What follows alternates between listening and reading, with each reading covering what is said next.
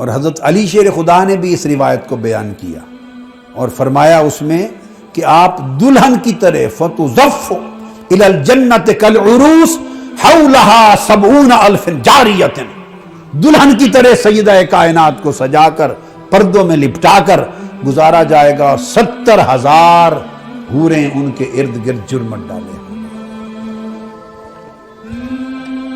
یہاں تک تو سمجھ گئے۔ اب آگے بتاؤں کہ وہ جائیں گی کیسے؟ پیدل نہیں جائیں گی، سجدہ کائنات کے لیے۔ یہ قیامت اوروں کے لیے ہوگی،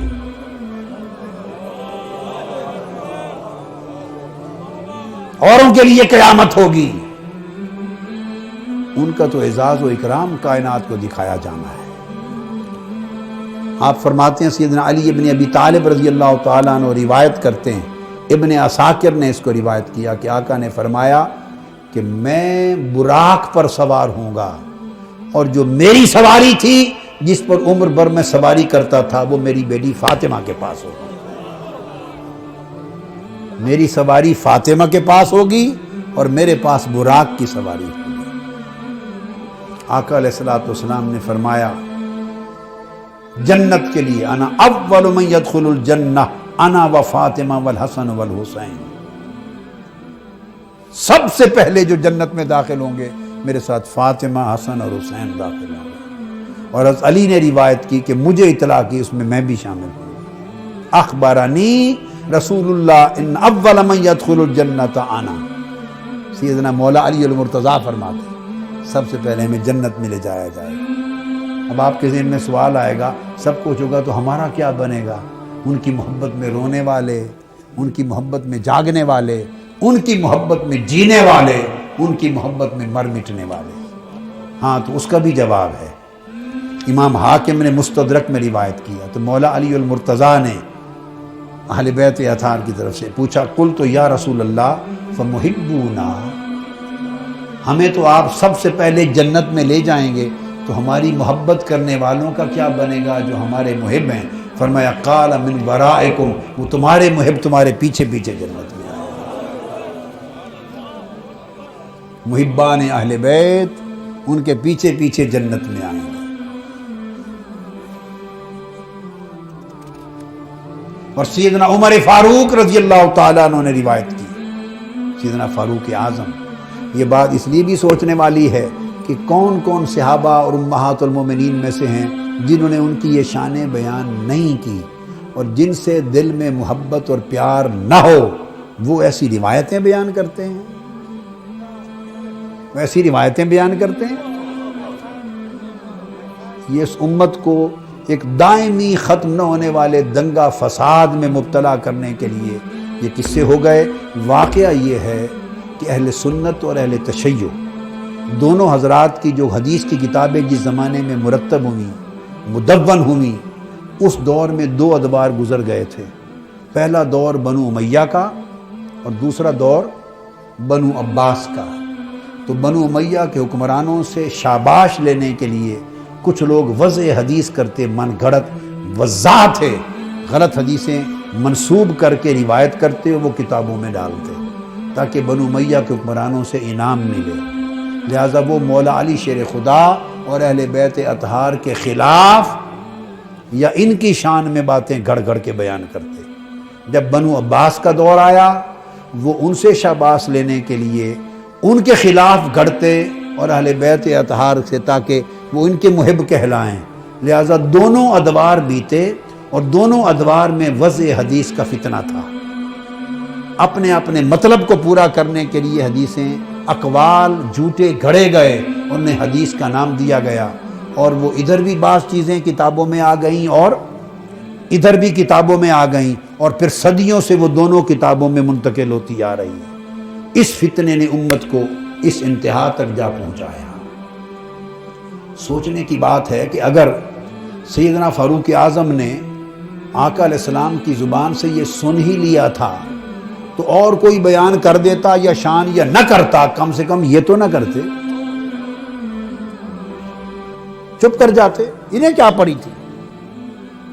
مگر انہوں نے کہا ان عمر بن الخطاب رضی اللہ تعالی عنہ قال قال رسول اللہ صلی اللہ علیہ وسلم، سیدنا فاروق اعظم روایت کرتے ہیں حضور نے فرمایا ان فاطمہ وعلی والحسن والحسین فی حظیرۃ القدس فی قبۃ بیضاء سقفها عرش الرحمن۔ سیدنا فاروق اعظم رضی اللہ تعالیٰ عنہ فرماتے ہیں کہ آقا علیہ السلام نے فرمایا کہ فاطمہ، علی اور حسن اور حسین وہ قیامت کے دن جنت الفردوس میں سبز گنبد میں مقیم ہوں گے اور ان کی چھت عرش خداوندی کی چھت ہوگی۔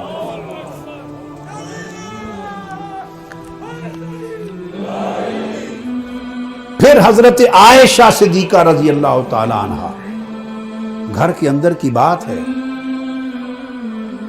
نہ بتاتی، چلو کسی اور نے سنا ہے تو وہ بتاتا پھرے، کم سے کم میں تو نہ بتاؤں۔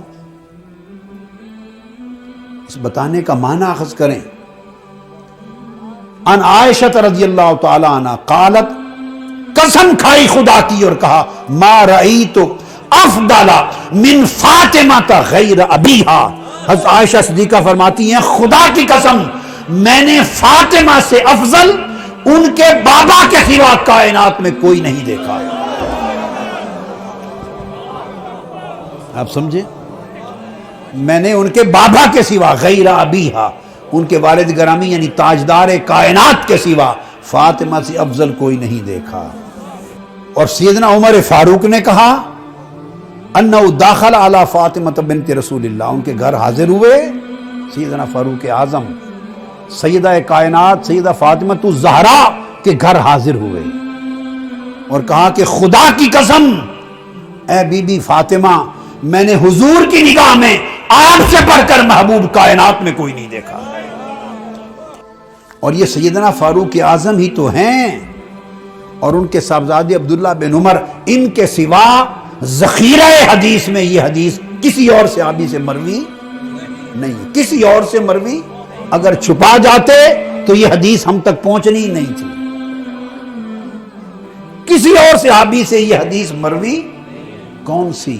یہ حدیث کہ سیدنا فاروق اعظم رضی اللہ تعالیٰ عنہ نے فرمایا، پھر انہی سے سن کے ان کے صاحبزادے عبداللہ بن عمر نے کہا کہ سیدنا فاروق اعظم کہتے ہیں خدا کی قسم میں نے اپنے کانوں سے سنا کہ حضور علیہ السلام حضرت فاطمہ سے مخاطب تھے، اور جب مخاطب تھے تو کہتے تھے فدا کے ابی و امی یا فاطمہ، فاطمہ تجھ پر میرے ماں باپ قربان ہو جائیں، تجھ پر میرے ماں باپ قربان ہو جائیں۔ اب مقصود بتانا یہ تھا دو باتیں، کہ ایک تو ان کی محبت حضور کی محبت اور ان کو اذیت دینا، حضور کو اذیت دینا، اور دوسرا بتانا یہ تھا کہ قیامت اور جنت کی مالک و وارث یہی ہے۔ جو لوگ یزید کو بچاتے پھرتے اور اس کی عزت و ناموس کا پہرا دیتے اور اس کو کوئی خلیفہ بناتے، کوئی امیر المومنین بناتے، بدبختو اس خبیث نے تمہیں کیا دینا ہے؟ دوزخ ہی دے گا جہاں خود جل رہا ہے، اور دوزخ کا کوئی درجہ بھی اس بے ایمان کو قبول کرے گا یا نہیں کرے گا؟ ارے ان کی نوکری کرو جو جنت کے مالک ہیں، تاکہ کچھ دیں گے، کچھ دیں گے۔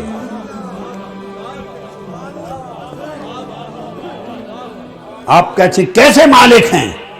اس لیے مالک ہے کہ ابو سعید خدری روایت کرتے ہیں اور ترمذی شریف میں فرمایا قال قال رسول اللہ الحسن والحسین سیدہ شباب اہل الجنہ، حسن و حسین اہل جنت کے سب جوانوں کے سردار ہیں۔ اب ایک نکتہ اور بتا دوں، جنت میں ہر شخص شباب ہوگا، جنت میں بوڑھا ہوگا ہی کوئی نہیں، جنت میں بوڑھا ہوگا ہی کوئی نہیں۔ سو جو بوڑھے ہیں عمر میں برگزیدہ تھے عمر میں، وہ بھی جنت میں جوان ہوں گے۔ جنت میں ہر کوئی جوان ہے، ہر صحابی جوان ہے، اور حسن و حسین جنت کے ہر جوان کے سردار ہیں۔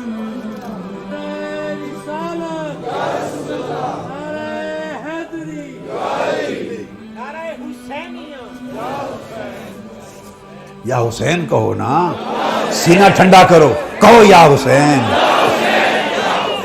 ہائے ہائے کہو۔